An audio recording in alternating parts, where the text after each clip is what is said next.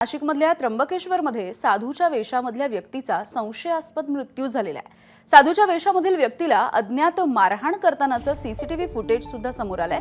तर मद्यधुंद व्यक्तीकडून साधूला मारहाण झाल्याचा आरोप त्र्यंबकेश्वरमधल्या आखाड्याच्या महंतांनी केलाय। मात्र या साधूचा मृत्यू नेमका कशामुळे झालाय या संदर्भात अद्यापही स्पष्टता आलेली नाहीये। पोलिसांनी आकस्मिक मृत्यूची नोंद केलेली आहे। अंगावरती मारहाणीच्या कोणत्याही खुणा या नाहीयेत अशी माहिती सुद्धा पोलिसांनी दिली आहे। प्रभाकर घोटे असे या मृत व्यक्तीचं नाव आहे। त्र्यंबकेश्वरमध्ये दारूबंदी करण्याची मागणी आता या मृत्यूच्या नंतर आखाडा परिषदेने केलेली आहे। की त्र्यंबकेश्वरमध्ये पूर्णपणे दारूबंदी ही झालीच पाहिजे।